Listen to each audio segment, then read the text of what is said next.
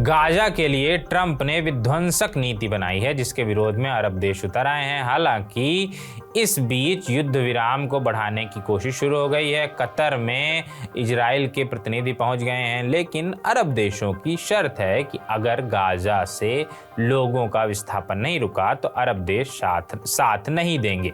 इसका सीधा मतलब है जो मिडिल ईस्ट में हालात बिगड़ने वाले हैं, जिससे अरब एक बार फिर सुलग सकता है। गाजा से लेकर वेस्ट बैंक तक भारी तबाही मची हुई है। वेस्ट बैंक से लेकर लेबनान तक बम बरसाए जा रहे हैं। इतनी भीषण तबाही देखकर अरब देश क्रोधित हो रहे हैं। मतलब अब फिर से युद्ध विराम को लेकर बातचीत शुरू हो सकती है, लेकिन ट्रंप और नेतन्याहू का रुख बदलेगा इसका भरोसा नहीं है। इसके पीछे की वजह क्या है समझाते हैं। बंधकों की स्थिति देखकर ट्रंप गुस्से में है। गाजा से भागे लोग लौटने लगे हैं। हमास लड़ाके ठिकानों से बाहर निकलने लगे हैं। लेबनान में भी हिजबुल्लाह मजबूत होता जा रहा है। ईरान लगातार प्रॉक्सी गुटों को हथियार पहुंचा रहा है। ऐसे में ट्रंप गाजा को समतल बनाने का आदेश दे सकते हैं, जबकि बेंजामिन नेतन्याहू इजराइल के जो कर्ता धर्ता हैं पहले से बड़े हमले की तैयारी कर रहे हैं। इस बीच ट्रंप ने बयान जारी किया है। 5वीं खेप में छोड़े गए बंधक दयनीय स्थिति में मिले। उनकी शक्ल देखकर सब्र जवाब दे रहा है। ट्रंप का कहना है कि हमास ने बंधकों के साथ अमानवीय व्यवहार किया, क्रूरता की सीमा लांघ दी। इसकी कीमत हमास को चुकानी होगी। इसके जवाब में हमास ने भी इजराइल की जेलों से छोड़े गए लोगों की तस्वीरें जारी की हैं, जिसमें पहले और अब की फोटो को सोशल मीडिया पर डाला गया है, लेकिन इजराइल ने हमले बंद नहीं किए हैं। हमास और हिजबुल्लाह ने दावा किया है कि इजराइल ने लगातार सीज फायर का उल्लंघन किया है।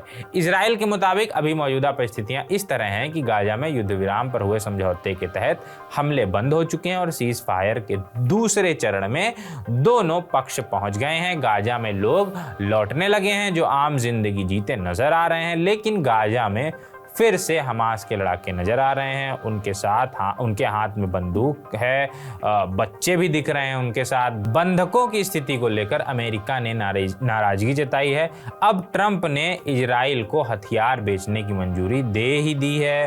ट्रंप के बयान के खिलाफ फिलिस्तीन में विरोध प्रदर्शन किया जा रहा है। साथ ही हमास का गुस्सा उन सामूहिक खबरों को देखकर उबल रहा है जिन्हें इजरायली फोर्स ने बनाया है, जबकि ट्रंप गाजा को एक टूरिस्ट हब बनाने के प्लान पर काम कर रहे हैं, जिसके विरोध में अरब देश अब उतर आए हैं। सऊदी अरब की तरफ से कहा गया कि हम अमेरिकी नीतियों की निंदा करते हैं। गाजा में किसी भी तरह की अमेरिका और इजरायली नीति को मंजूरी नहीं दी जाएगी जिससे फिलिस्तीनियों को शामिल नहीं किया जाए। मतलब ऐसी कोई नीति नहीं होगी को मंजूरी नहीं दी जाएगी जिसमें फिलिस्तीनी शामिल ना हो। इस बीच इजराइल का एक प्रतिनिधिमंडल कतर पहुंच गया है, जिससे गाजा में अपनी रणनीति को बढ़ाने पर अरब देशों को तैयार किया जा सके। हालांकि बेंजामिन और ट्रंप के प्लान को मानने से कतर, जॉर्डन और मिस्र इनकार कर चुके हैं, जिसके तहत गाजा के लोगों को इन देशों में विस्थापित किया जाना था। अब सवाल ये उठ रहा है, जब अरब देश फिलिस्तीनियों को शरणार्थी बनाने से इनकार कर रहे हैं और अमेरिका, इजराइल उन्हें गाजा में वापस नहीं देखना चाहते, तो वो हजारों लाखों लोग कहाँ जाएंगे? जबकि अब अमेरिका और कुछ पश्चिमी देशों ने गाजा के लिए मानवीय सहायता पर रोक लगा दी है। कमेंट बॉक्स में बताइएगा जो सवाल हमने उठाया है। शुक्रिया।